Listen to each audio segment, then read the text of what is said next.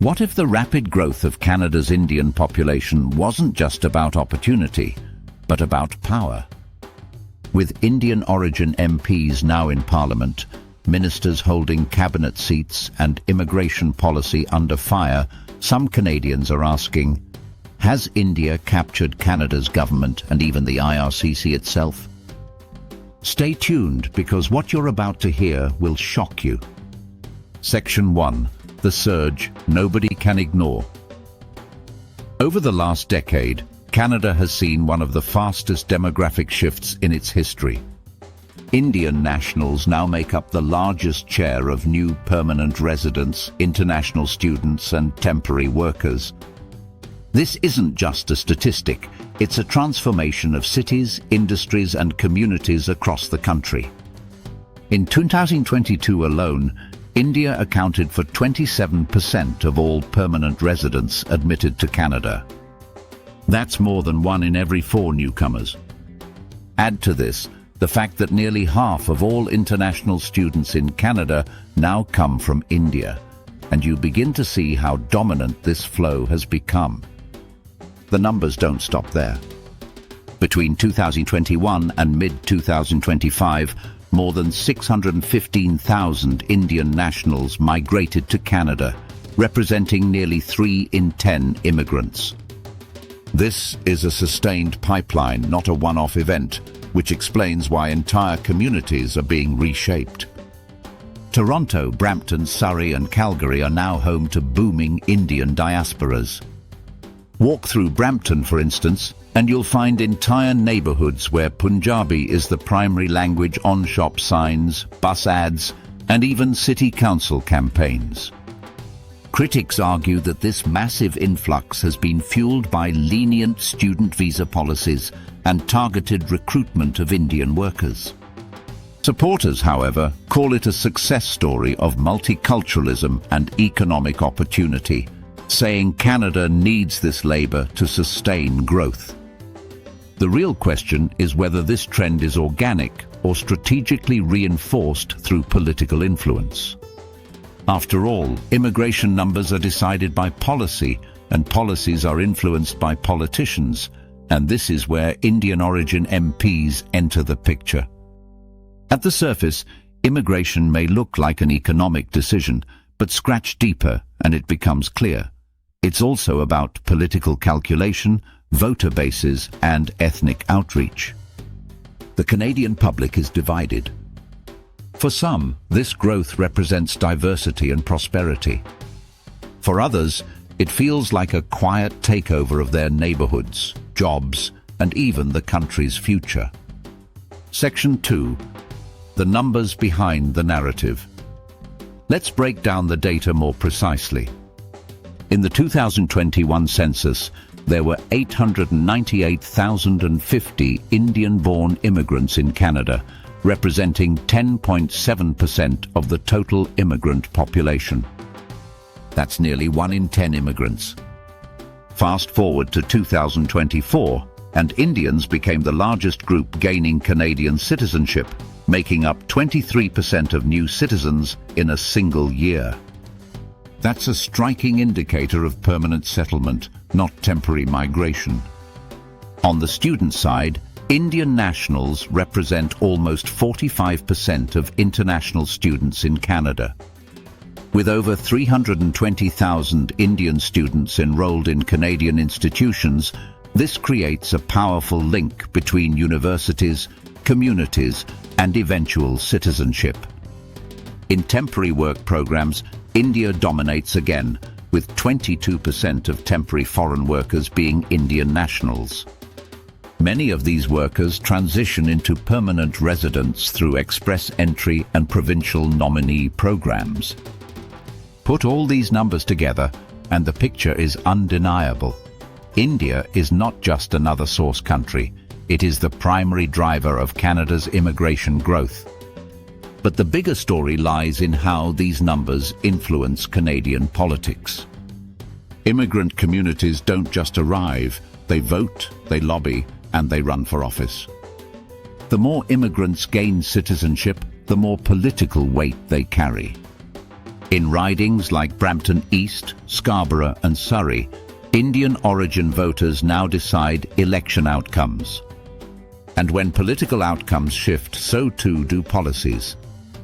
Immigration policy in this light isn't just about labour shortages, it's about winning and keeping power. Section 3. Public pressure and Canadian backlash. The demographic rise of Indian communities has sparked strong public reactions. By late 2024, nearly 60% of Canadians said the country was accepting too many immigrants. This was a major shift from just a few years earlier when immigration was broadly celebrated. Housing shortages are one of the most cited reasons for this backlash. With record-high immigration levels, demand for housing has exploded, driving prices and rents up. Many Canadians blame the government's immigration targets for worsening the housing crisis. Healthcare strain is another flashpoint. Emergency rooms in Ontario and British Columbia are overcrowded, and critics argue that Canada's infrastructure simply cannot absorb immigration at the scale being pursued. Beyond economics, cultural integration has become a concern. Critics claim that instead of blending, large Indian communities are creating ethnic enclaves, leading to cultural fragmentation. Defenders of immigration counter that Canada has always been a mosaic society, where groups maintain cultural identity while contributing to the whole. They argue that the backlash is less about facts and more about fear of change. But politics doesn't run on facts alone, it runs on perception. And the perception spreading among ordinary Canadians is that immigration, and specifically Indian immigration, is happening too fast, too much.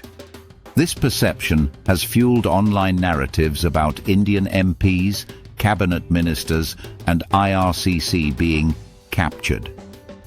While sensational, these narratives tap into real anxieties about jobs, homes, and national identity. The stage is set for a deeper question. Is this simply demographic reality, or is political representation driving these changes from the top? Section 4. The rise of Indian-origin MPs and Ministers. In the 2025 federal election, a record 22 Indian-origin MPs were elected to Parliament. This is unprecedented in Canadian political history. Of these MPs, 4 secured cabinet posts, including Anita Anand, Foreign Minister, and Maninder Sidhu, International Trade, 2 of the most critical portfolios for global influence and economic policy. Ruby Sahota and Randeep Sarai also secured cabinet positions, giving Indian-origin politicians visibility and direct policy influence at the highest level. What's important here is that these leaders are spread across major parties, not just the Liberals. This means their presence is not a partisan quirk, it's a structural feature of Canadian politics. In ridings dominated by Indian-origin voters, political parties have no choice but to field candidates from those communities to win. This is how representation snowballs into power. Some Canadians celebrate this as progress, proof that minorities can rise to the top of national leadership. Others see it as evidence that India's diaspora has grown so powerful it now shapes government priorities. The optics matter. When the same country that supplies the largest group of immigrants also supplies a growing block of cabinet ministers, suspicions of bias or capture become inevitable. This is why debates around IRCC are intensifying, because immigration policy and political representation appear to be feeding into each other. Section 5. IRCC, Control or Coincidence? Immigration, Refugees and Citizenship Canada, IRCC, is the agency at the heart of this story. It sets quotas, processes applications, and manages the flow of newcomers. Critics claim that the surge of Indian immigration cannot be a coincidence given the rise of Indian-origin politicians in government. They argue that political influence has made the system biased toward India. But the truth is more complex. IRCC is a massive bureaucracy that follows federal targets.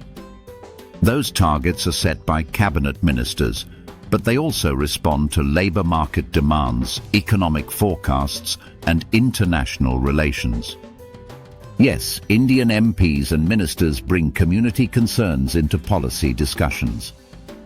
But immigration numbers from India are also a result of sheer demand.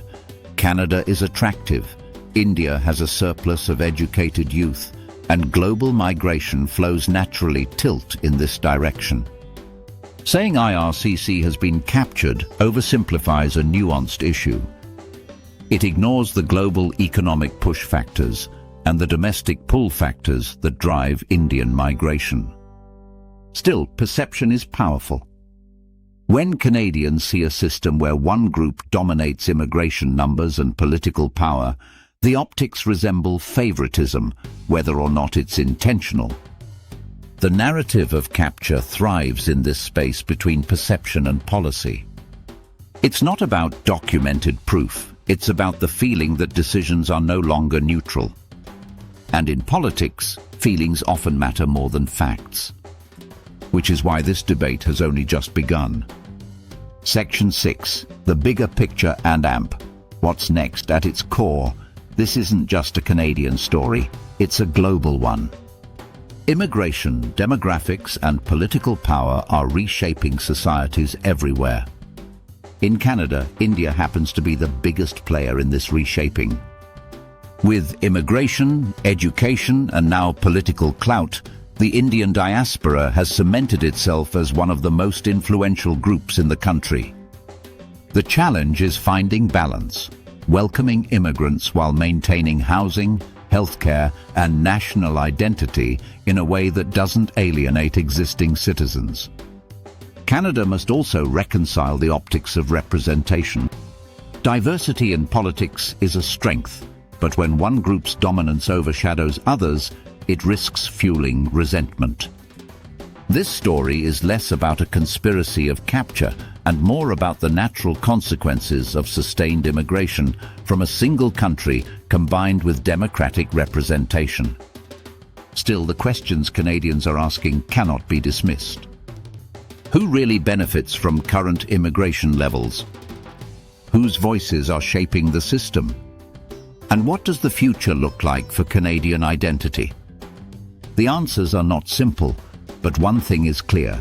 Canada is at a crossroads, and how it navigates this will determine the nation's cultural and political trajectory for decades. Whether you see this as takeover or transformation depends on perspective, but either way, the debate will define Canada's next chapter. So what do you think? Has Canada's immigration system been captured, or is this just democracy in action? Drop your thoughts in the comments. I'll be reading every single one. And if you found this deep dive eye-opening, hit that like button, share this video so others can join the debate, and don't forget to subscribe for more investigative stories that expose the truths shaping our world today.